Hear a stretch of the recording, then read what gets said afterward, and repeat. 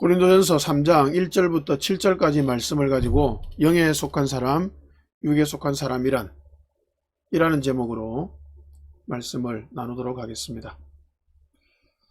영에 속한 사람 또는 영적인 사람이라는 표현이 교회에서 많이 사용되고 있습니다. 그 정도까지는 아니어도 영적인이라는 표현은 참으로 많이 사용되고 있죠. 한 유명한 대인교회 목사는 영적인이라는 단어를 거의 상용어처럼 많이 사용합니다. 영적인 마스크를 쓰자. 영적인 법이 세상 법보다 우선이다. 영적으로 깨어있자. 등의 말들을 굉장히 많이 하는데요. 사실은 무슨 말인지도 잘 모를 아주 모호한 표현입니다. 이 모호한 표현을 사용해서 설교하고 교인들은 그 말을 듣고 아멘이라고 화답하는 모습들을 화면으로 본 적이 있습니다.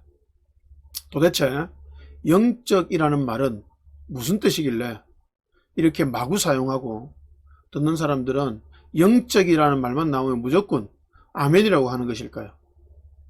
우선 설교의 본론으로 들어가기 전에 말씀드리고 싶은 것이 있는데요. 무슨 말인지 도무지 이해되지 않는 말에는 아멘하지 마시기 바랍니다. 일단 목사가 말하면 무슨 말이라도 무조건 아멘하는 건 나쁜 습관입니다.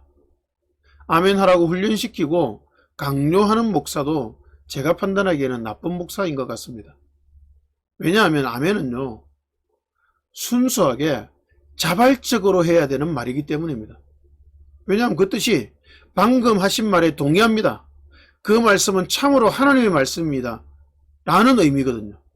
그런 의미라면 듣는 이의 마음속에서 진정으로 그렇게 생각이 될 때 그때 아멘이라고 말해야 되는 거죠. 그러니 아무 말에나 아멘하지 마시고 꼭 동의가 되는 말, 참으로 하나님의 말씀이라고 생각되는 말에만 아멘이라고 화답을 하시기 바랍니다. 오늘은 영에 속한 사람, 육에 속한 사람이 무슨 의미인지를 함께 생각해 보도록 하겠습니다.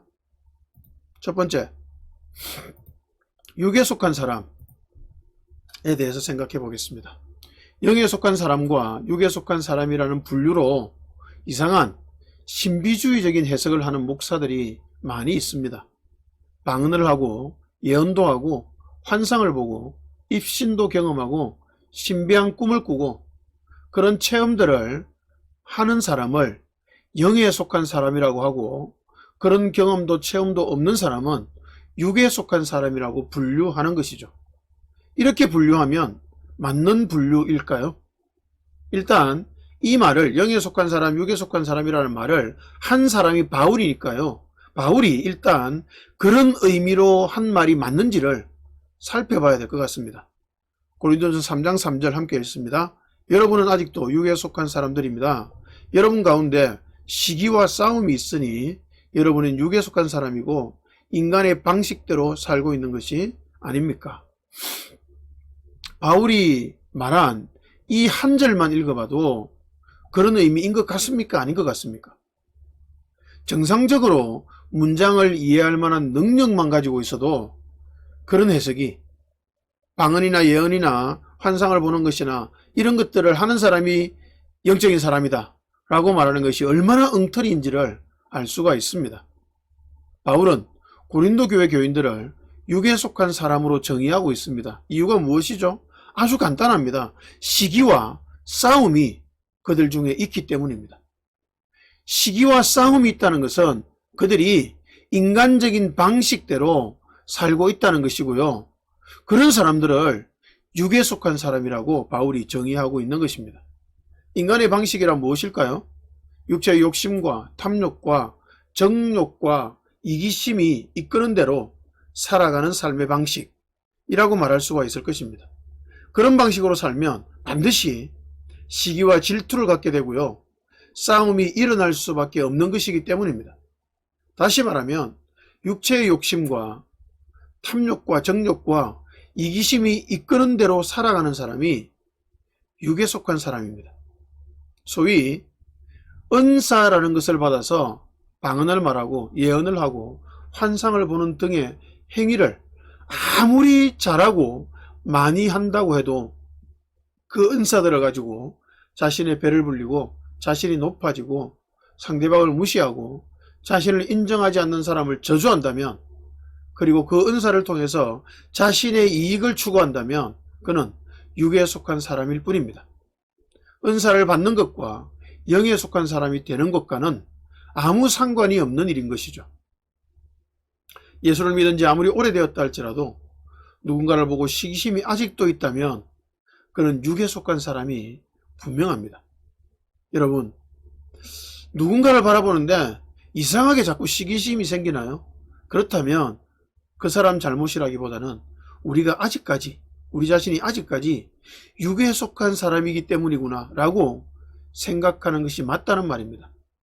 아직도 세상에서 잘 먹고 잘 살아가는 것이 최대의 목표라면, 세상적인 성공을 추구하는 마음이 아직도 크다면, 나보다 잘 사는 사람을 보면, 경제적으로 잘 살아가는 사람을 보면 시기하는 마음이 든다면 그 사람도 육에 속한 사람입니다. 그가 아무리 열심히 예배하고 기도하고 성경을 본다 해도, 교회에서 온갖 굳은 일을 다 한다고 해도, 그가 심지어 예언을 하고 방언 통역을 하고 놀라운 환상을 본다고 해도 그는 여전히 어린아이 같은 신앙인입니다. 여전히 육에 속한 사람일 뿐인 것이죠. 그가 아무리 목사라 할지라도, 엄청나게 큰 교회를 이루어서 대형교회의 유명한 목사가 되었다 할지라도, 설교를 잘한다고 많이 알려져서 유명세를 탄다고 할지라도, 우리 목사님 하면서 따르는 교인들이 수만 명 있다 할지라도 욕심과 탐욕을 버리지 못하고 있다면, 그래서 교회 재산을 자기 것인 양 마음대로 사용한다면, 사람들의 반대에도 불구하고 자식에게 교회를 물려주고야 만다면 그는 분명히 영에 속한 사람이 아니라 육에 속한 사람이요, 유치한 어린아이 신앙을 가진 사람일 뿐일 것입니다. 육에 속한 사람이란 시기와 싸움이 있는 사람이요, 인간의 방식대로 자신의 욕심을 따라 살아가는 사람입니다. 자, 두 번째, 싸우지 않으면 될까인데요, 시기하고 싸우면 육에 속한 사람이다 라고 바울이 말하고 있으니까 성경을 문자적으로만 이해하는 사람은 어떻게 생각하냐면, 시기하지 않고 싸우지 않으면 되는구나, 그것만 하면 되는구나 라고 생각하기가 쉽습니다. 그래서 어떤 상황이 되어도 시기하지 않으려고 하고, 시기하지 않는 척 하려고 하고, 싸우지 않으려고만 하는 것이죠. 그래서 말도 안 되는 상황이 벌어져서 대화를 해서 상황을 정리해야 되는데도 자신은 싸우지 않을 것이라고 말하면서 점잖은 척하고 있는 사람이 있습니다. 그게 성숙한 사람이라고 생각하고 또는 그렇게 말하기도 하면서 말입니다. 특히 어떤 부류의 사람 중에 그런 사람이 많으냐 하면 목사 중에 그런 사람이 많은 것 같고요, 교회에 오래 다녀서 장로가 되고 안수집사가 되는, 권사가 되는 그런 사람들 중에서 그렇게 하는 사람들이 많은 것 같습니다. 거룩한 척을 잘하는 사람 중에서 그런 사람이 많은 것 같습니다. 여러분, 그렇게 하면 정말 육에 속한 사람에서 벗어난 것이 되는 것일까요?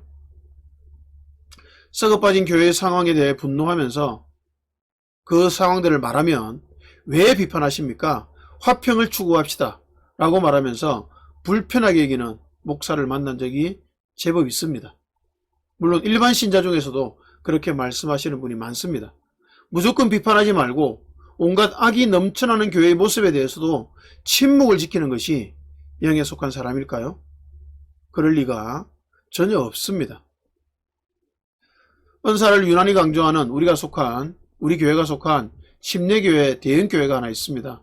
그 교회에서 운영하는 기도원에 가면 방언을 받으라고 할렐루야를 따라하게 하는 경우가 많이 있습니다. 귀신을 쫓아내는 사역을 아주 중요한 사역으로 보고 있는 교회입니다. 김기동의 베레아 교회가 이단으로 한국교회에서 정지되었는데요, 과거에 그 김기동의 수제자였던 사람이 바로 그 교회 담임 목사입니다. 그 교회 출신 전도사들과 신대원어세가 함께 공부했거든요. 그중 몇몇 사람들과 같은 지방에 또 소속이 되게 되었습니다. 그 지방의 목사님들과 필리핀에 선교여행을 간 적이 있었는데요, 그 교회 출신 목회자 두 사람이 이야기하는 것을 우연히 듣게 되었습니다. 이야기 내용이 저에겐 좀 충격적이었습니다. 목회자 두 사람이 하는 이야기가 온통 귀신 이야기밖에 안 하더라고요. 귀신 쫓아내는 이야기만 계속하고 있더라고요. 귀신 쫓아내는 이야기, 귀신 쫓아내는 것을 본 이야기, 그런 것만 계속하고 있더라고요. 그리고 점심을 먹고 나면 숙소에서 기차 소리 같은 소리를 내면서 방언으로 열심히 기도하곤 하더라고요. 그렇게 죽도록 은사를 추구하는 그들은 성경의 중요한 논점에 대해서 토론할 상황이 되면 슬그머니 빠지고 어디론가 빠지고 없습니다. 혹시나 신앙이나 신학적인 대화를 하게 되면 채 1, 2분이 되지 않아서 우리 담임 목사님이 이렇게 말했다라고 이야기를 하는 말을 들었습니다. 그리고 우리 담임 목사님은 이렇게 하신다라고 자랑하는 듯한 말을 하는 것도 많이 들었습니다. 그 사람들은 자신의 신앙은 없고 자신이 묵상하고 느끼고 깨달은 내용은 없고 담임 목사가 설교한 내용을 앵무새처럼 반복하기만 하는 사람들이라고 생각이 되었습니다. 그 두 사람 중에 한 사람이 심지어 목사 안수를 받고 난 뒤에 잠시 대화할 기회가 있었는데요. 그때도 이렇게 말하더라고요. 담임 목사님이 뭐라고 했다라고 이렇게 말하더라고요. 제가 정말 기가 차서 한마디 해주었습니다. 왜냐하면 그 목사는 이미 개척해서 자기 교회를 섬기고 있는 사람이었거든요. 그래서 이렇게 말했습니다. 개척을 해서 독립한 목사의 입에서 아직도 우리 담임 목사라고 합니까? 그 사람이 담임 목사가 아니고 이제 목사님이 담임 목사님입니다. 그러니 목사님 자신의 생각을 좀 말해보십시오 라고 이야기를 했습니다. 기도를 하루에 몇 시간씩 한다고 하고 방언기도를 또 몇 시간 하고 귀신을 쫓아내는 사역을 하고 병을 고치는 사역을 한다고 자신은 다른 목사보다 영적인 목사라고 생각하면서 살아가는 그들을 보면서 저는 한국교회가 걱정이 되었습니다. 제가 한국교회 걱정을 할 처지가 별로 아닌 것 알고 있지만 정말로 한국교회가 걱정이 되었습니다. 왜냐하면 그런 목사들이 생각보다 너무 많거든요. 그런 사람을 목사라고 그 교회에 가서 배우는 교인들이 있다는 생각을 하니 정말 무섭기도 하고 부끄럽기도 했습니다. 제가 경험한 그 목사들은요, 웬만한 정상적인 일반 신자보다도 성경적인 지식이 못했습니다. 그리고 신앙도 별로 좋지 않았습니다. 너무 왜곡된 신앙을 갖고 있는 사람들이었거든요. 웬만한 정상적인 집사보다 더 못한 신앙을 가지고 성경 지식도 별로 없는 그들이 게다가 신학교 수업 시간에는 모조리 거의 대부분 졸면서 보내는 사람들이었습니다. 그렇게 신앙도 지식도 그렇게 형편없는 사람들에게서 신앙이 더 좋은 사람들이 배우는 상황이, 설교를 듣는 상황이 벌어지고 있기 때문에 한국교회의 수준이 이토록 하향평준화가 된 것이 아닐까 생각이 됩니다. 사실 그들이 말하는 그 담임 목사라는 그 사람은요, 한국교회가 이미 이단으로 정죄한 베레아의 귀신론을 그대로 아직도 답습하고 있습니다. 그 귀신론으로 대형교회를 세웠는데 이제 그 아들에게 교회를 세습하는 과정을 밟고 있는 교회입니다. 그의 비서를 했던 목사님이 이야기를 들으면 그 목사는 입만 열면 거짓말을 한다라고, 자신의 과거에 대한 행적도 전부 거짓말이라고 그렇게 말할 정도로 도덕적으로도 심각한 문제가 있는 사람입니다. 그런 것을 전혀 분별하지도 못하고 무조건 비판하지 말라, 싸우지 말라 라는 말만 앵무새처럼 되뇌이면서 자신은 영적인 사람이라고 생각하고 다른 사람들의 말을 다 무시하는 그들은 가장 육적인 사람, 그리고 가장 신앙에 있어서 어린 그리고 어리석은 사람일 뿐이라는 생각이 들었습니다. 왜냐하면 기본적인 분별조차 하지 못하는 사람이 어찌 영적인 사람일 수가 있겠습니까? 무조건 싸우지 않는다고 해서 영적인 사람이 되는 것이 아니라는 말입니다. 겉으로 싸우지 않고 시기하지 않는 척하기만 하면 영에 속한 사람, 성숙한 사람이 되는 것이 전혀 아닙니다. 겉만, 즉 외형만을 고치는 것은 기독교 신앙과 별로 상관이 없습니다. 깊은 내면으로부터 달라지고 바뀌고 변해서 서서히 겉도 변하고 외형도 변하는 것이, 그런 변화로 연결되는 것이 참된 신앙의 변화입니다. 겉으로 싸우지 않는 척, 시기가 없는 척 하는 것은 결코 영에 속한 사람이 아닙니다.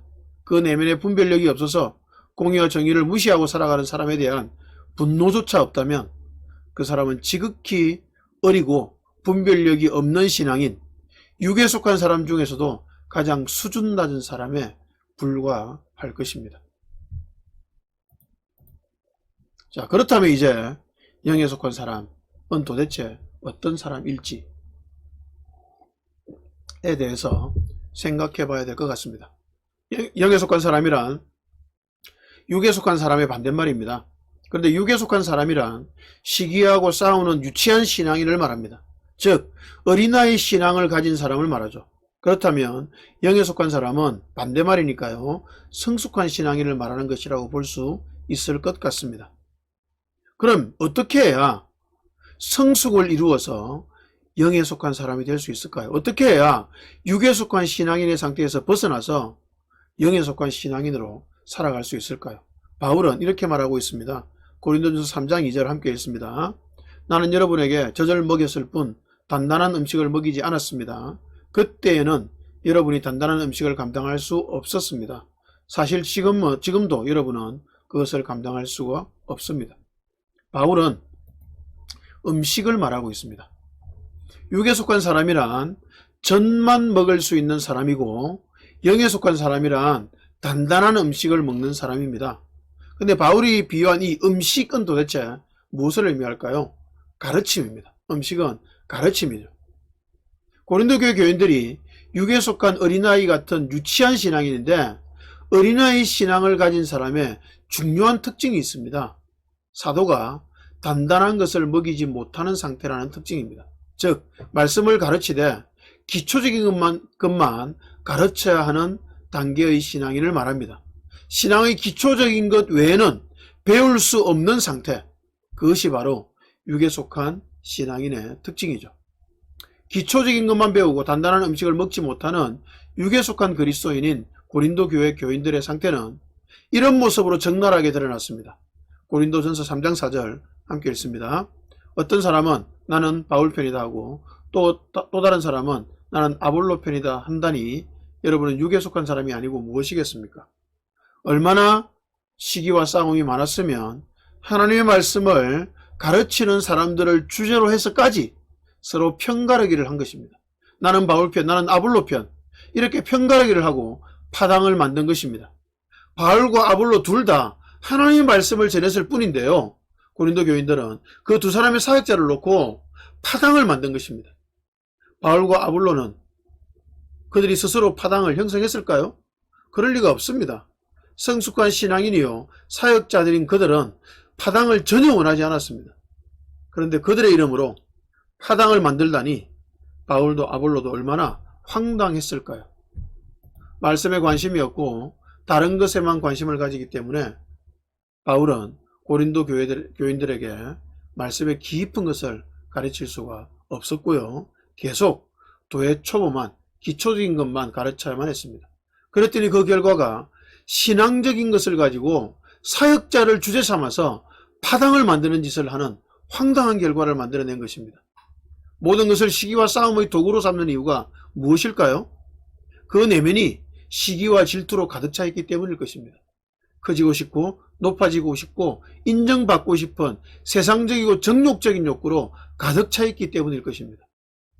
성숙을 이루려면, 즉 영에 속한 사람이 되기 위해서는 가장 중요한 첫 번째 단계가 자기 속에 있는 그 세상적이고 정욕적인 그 욕망들을 발견하고 처리하고 없애야 합니다.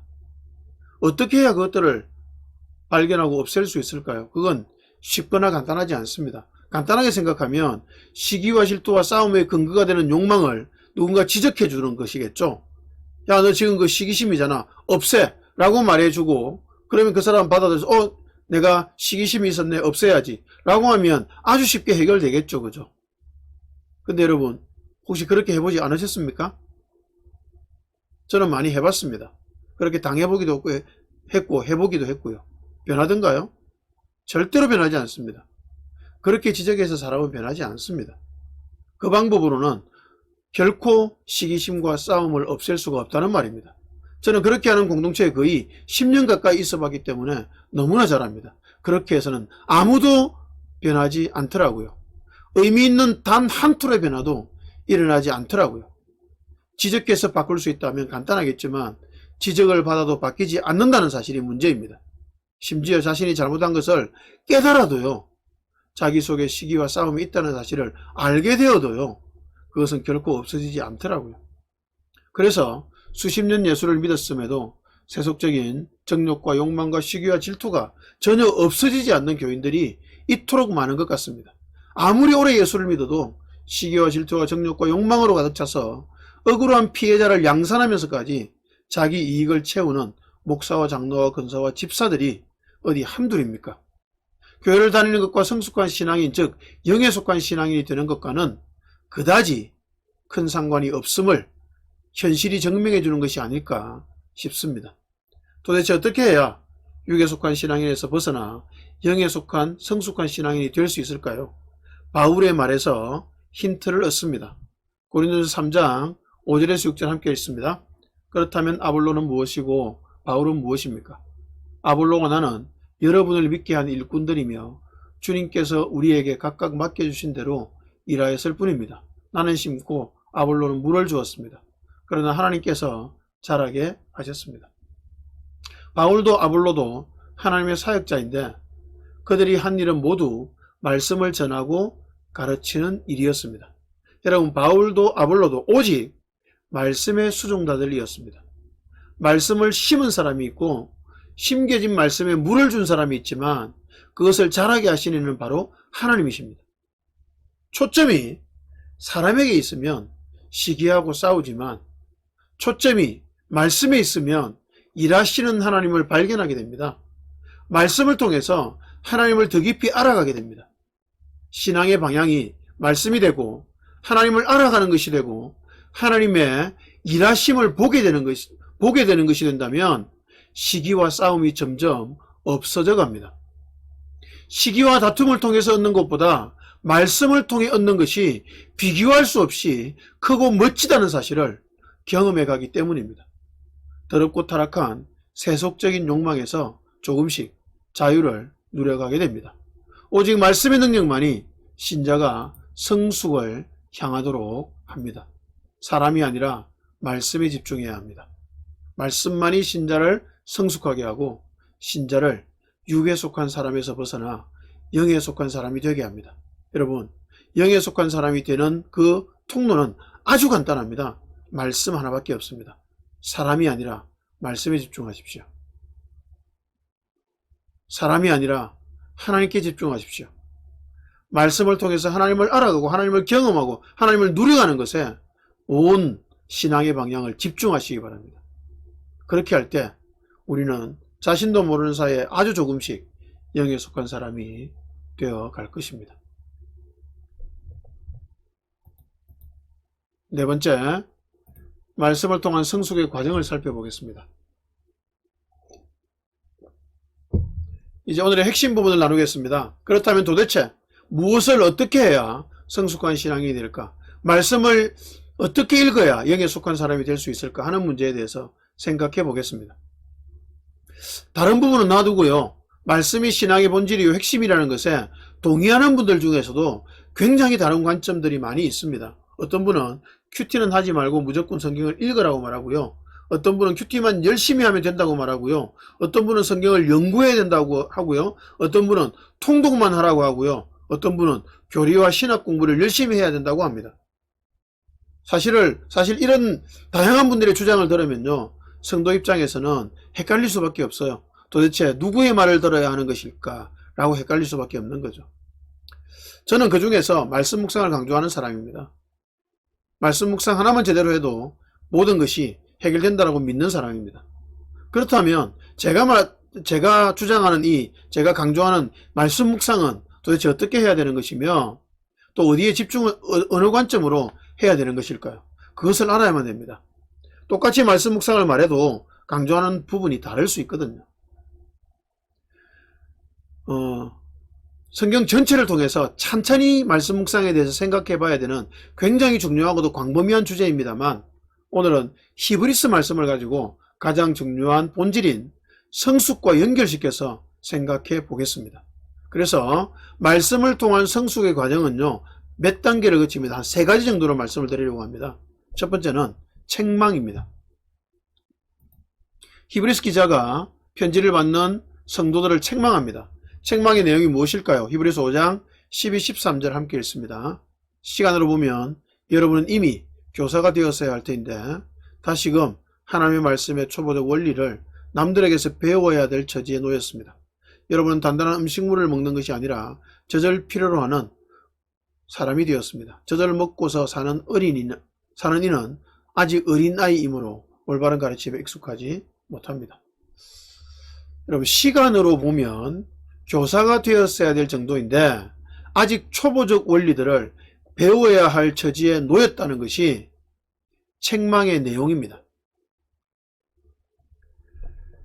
오늘날 그리스도인들은 대부분 이 책망을 들어야 되지 않을까요?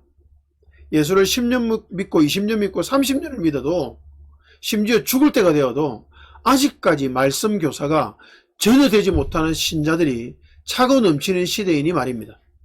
그렇게 보자면 우리 각자도 히브리서 기자의 책망을 들어야 하지 않을까요? 여러분, 이 책망을 들읍시다. 시간으로 보면 여러분은 이미 교사가 되었어야 될 터인데 아직까지 말씀의 초보적 원리만 계속 배워야 되는 처지에 놓여 있습니다라는 그 책망을 들읍시다. 여러분, 우리가 그런 상태에 있다는 것을 고백합시다.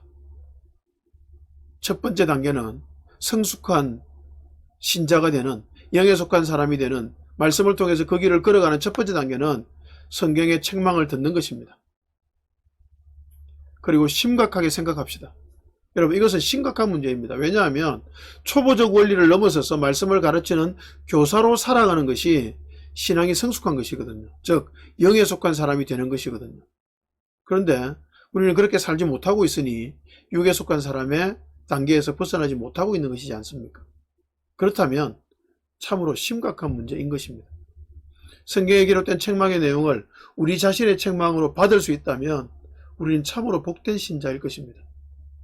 그런데 여러분, 13절을 한번 보십시오.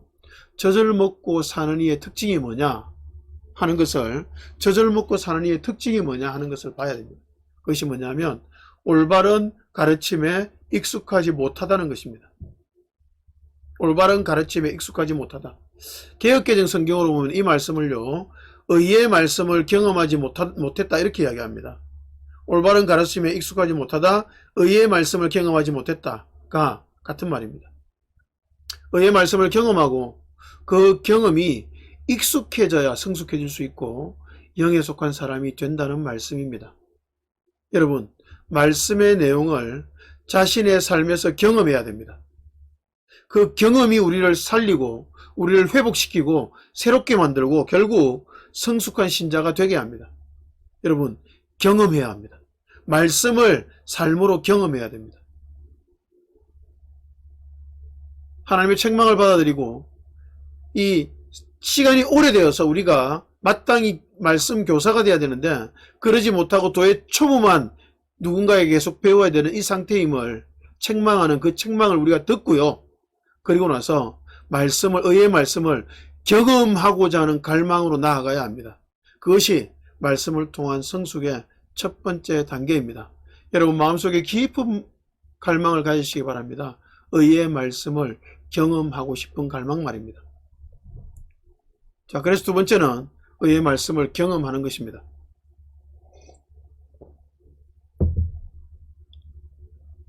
의의 말씀을 경험하는 것에 대해서는 이 구절이 잘 말해주고 있습니다. 히브리 4장 12절 함께 읽습니다.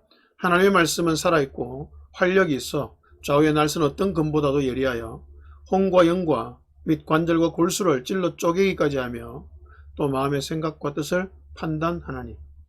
여러분, 하나님의 말씀은 단순한 이론이 아니라 능력입니다. 말씀의 능력을 경험하는 것이 신자의 특권이요 또한 의무이기도 합니다. 여러분, 특권이기만 한 것이 아니라 의무이기도 합니다. 말씀의 능력을 경험하는 것은 세상 사람들이 결코 경험할 수 없는 놀라운 특권이기도 하지만 이것을 경험하지 못하면 신자됨을 상실할 수 있는 무서운 일이기 때문에 반드시 의무이기도 합니다. 왜냐하면 말씀을 경험하지 못하면 결코 성숙한 신자가 될 수 없기 때문입니다.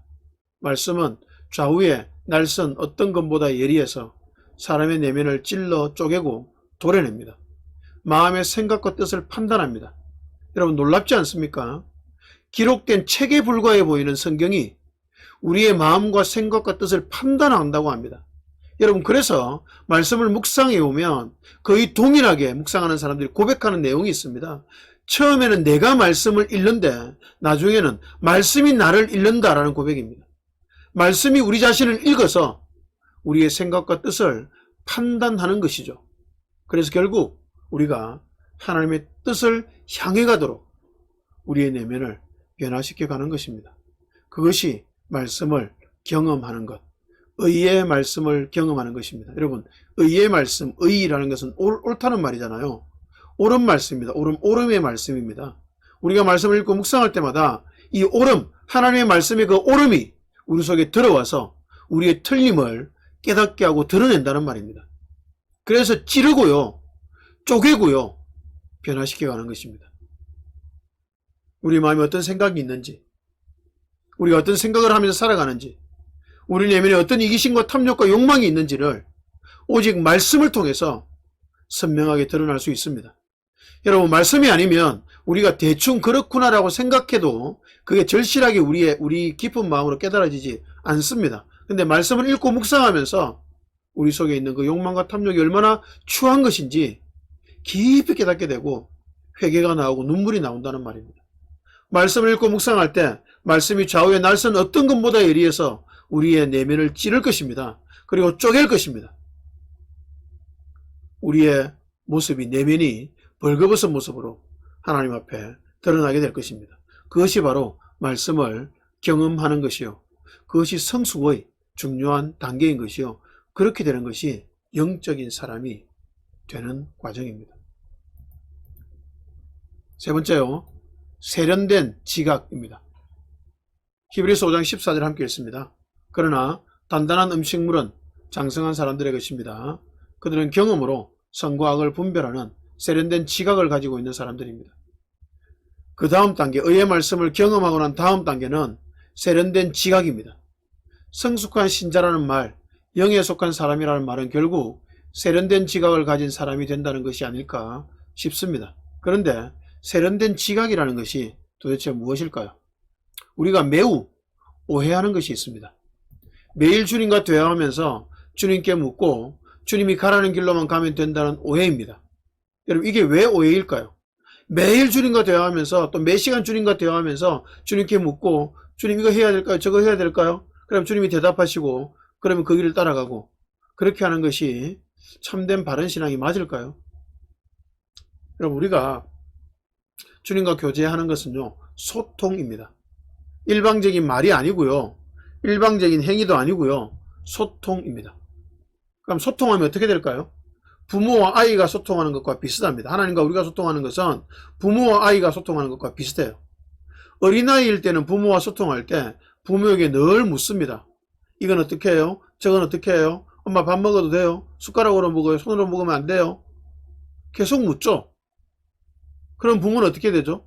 이건 해라, 저건 하지 말아라, 저기는 위험하니까 가지 말거라, 저건 나쁜 짓이 하지 않는 게 좋겠다, 저건 위험한 것이니 만지지 말아라, 저걸 들고 해라, 이렇게 계속 대답을 해줘야 되잖아요. 그런데 그렇게 계속 소통을 하다가 보면요 어느새 자녀가 점점 자라서 성인이 되어가는 거죠. 성인이 되었습니다. 이제 20대 후반이 된 성인이 됐다고 봅시다.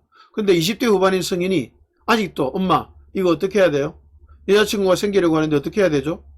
라고 묻는다면, 그리고 길을 건널 때마다 엄마 길을 건너야 돼요? 말아야 돼요? 이렇게 묻는다면 그 엄마는 마음이 어떨까요? 속이 뒤집어질 겁니다. 답답해서요. 그렇다면 그 자녀는 병에 걸린 겁니다. 어떤 병요? 미숙증이라는 병에 걸린 거죠. 24시간 주님만 생각하는 것이, 그런 신앙을 강조하는 것이 자칫하면 어린아이 신앙에서 한 발자국도 벗어나지 못하게 만들 위험성을 내포하고 있다는 것입니다. 자녀가 성인이 되면 여전히 부모와 소통하잖아요.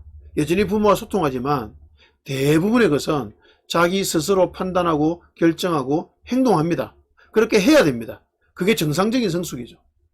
말씀을 묵상한다는 것은 주님과 소통한다는 것이고요, 그 소통을 통해서 계속 주님께 물으면서 간다는 말이 아니고요, 조금씩 지각이 세련되어 간다는 뜻입니다. 매일 말씀 묵상하면서 매일 적용글을 찾아서 매일 하나님께 질문하고 매일 뭔가를 막 하나님과 소통해서 물으면서 끊임없이 이 긴장 상태로 살아가는 그렇게 해야 된다는 강박은 버려도 좋습니다. 우리는 그저 매일 하나님과 교제하면서 우리의 지각이 성숙해져 가면 됩니다. 지각의 성숙, 세련된 지각을 가지는 것, 그것이 바로 하나님과의 소통을 통해서 우리가 얻어야 되는, 누려야 되는 가장 중요한 부분인 것입니다. 그런데 이 지각의 성숙을 성경에서는 뭐라고 표현할까요? 경험으로 선악을 분별하는 세련된 지각, 이렇게 말합니다. 경험으로 선악을 분별하는 세련된 지각, 그것을 가진 사람이 성숙한 사람이라고 히브리서는 가르치고 있습니다. 선악을 분별하는 것이 너무나 중요합니다. 여러분, 말씀을 통해서 매일 지각이 성숙, 즉 세련되어 가야 됩니다. 그리고 그 지각을 사용해서 선악을 분별해야 됩니다.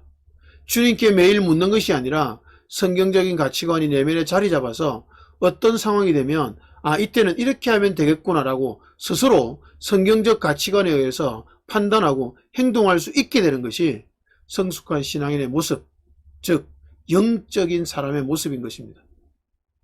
한국교회의 거대 악을 보면서 온갖 가짜뉴스가 교인들 사이에 판을 치는 현실을 보면서 그것이 악하다는 사실을 판단할 능력조차 없다면 그것은 아직 미숙한 신자라는 뜻입니다.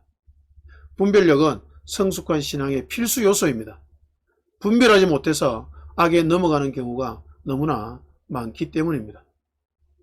매일 말씀을 통해서 주님과 소통하면서 주님의 마음과 주님의 가치관을 배워가는 우리 모두가 되시기를, 그래서 세련된 지각으로 선악을 옳게 분별하는 성숙한 신자들이 되어가는 저와 여러분들이 되시기를 주님 이름으로 축복합니다. 여러분, 저는요, 여러분이 미숙한 신자로 머물기를 결코 원치 않습니다. 사실은요, 목사로 살아가면서 제일 편하려면 교인들이 일정 수준까지만 자라게 만드는 것이 제일 편합니다. 그렇게 하면 어떻게 될까요? 누군가에게 계속 물어야 되잖아요. 계속 목사에게 묻도록 만드는 거죠. 목사를 의존하도록 만드는 겁니다. 그러면 목사는 제일 편해요. 자기에게 의존하는 사람들이 많아지기 때문에 교회를 키우기가 너무 쉽고요. 그것을 통해서 자신의 이익을 취하기가 너무 쉽습니다. 그래서 목사들이 그런 길을 많이 선택하죠. 그 방법을. 성도들이 영적으로 자라는 것을 사실은 말은 자라는 걸 원한다고 하지만 사실은 별로 원하지 않습니다. 그러나 여러분, 저는 아무리 생각해도 그런 방식으로 목회하기는 너무 싫습니다. 제가 평신도 생활을 너무 오래 했기 때문에 저는 지금도 평신도 같아요. 저도 그냥 일반 성도인 거죠. 설교하는 성도인 거죠. 저도 신앙이 자라고 싶습니다. 그러면 여러분도, 성도 여러분도 한 분 한 분이 신앙이 자라서 성숙한 신앙인이 되어야 됩니다. 영적인 존재들이 되어야 되죠.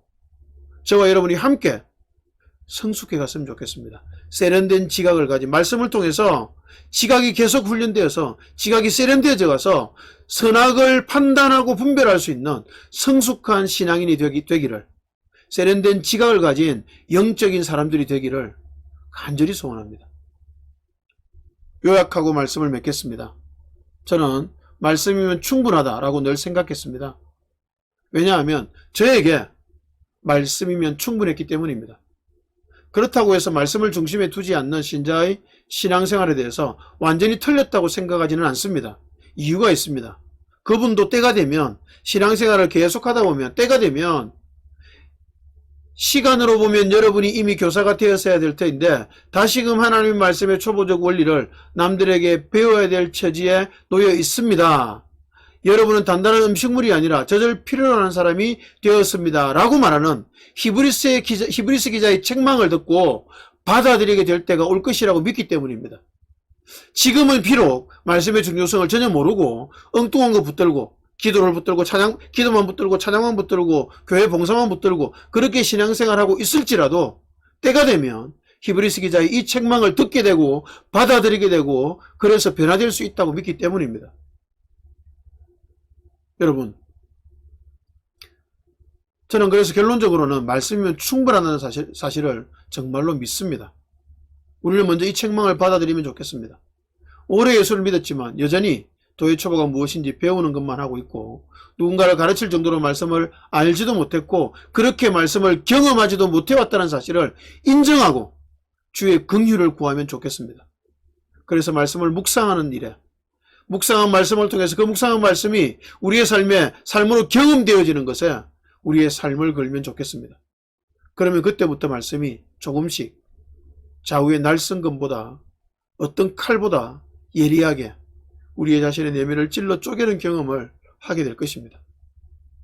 선하고 착한 줄 알았던 우리 자신의 내면의 깊은 의도와 생각들, 그것들이 말씀 앞에서 드러나는 경험을 하게 될 것입니다. 말씀이 우리의 생각과 내면을 드러내어 찔러 쪼개는 경험을 계속해 나갈 때 어느 순간이 되면 우리의 지각이 제법 세련되어지고 있음을 깨닫게 될 것입니다. 세련된 지각으로 선악이 분별되는 것도 경험하게 될 것입니다. 세련된 지각으로 선악을 분별하게 될 때가 되면 우리는 어느새 자신도 모르는 사이에 다른 사람들에게 말씀을 가르치는 일을 하고 있을 것입니다.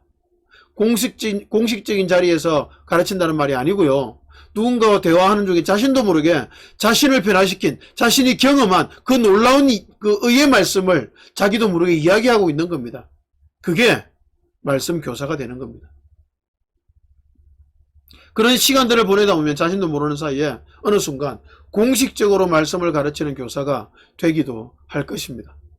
저는 우리 말씀예비 교회에서 이런 평신도 말씀 교사들이 많이 일어나기를 간절히 소망합니다. 제가 교회를 개척하면서부터 꿈꿨던 일입니다. 저만 말씀을 가르치는 것이 아니고 일반 성도들도 말씀을 가르칠 수 있는 교회, 그런 교회가 되면 너무 좋겠습니다. 그게 성경적이기 때문입니다. 말씀의 사람이 되어서 이런 과정을 한 단계 한 단계 겪어가면서 선악을 분별하는 세련된 지각을 가진 신자로 성숙해 가시길, 그래서 영에 속한 사람으로 주님의 뜻을 우리 자신의 삶에 실현하며 경험하며 살아가는 우리 모두가 되시기를 주님 이름으로 축복합니다. 아멘.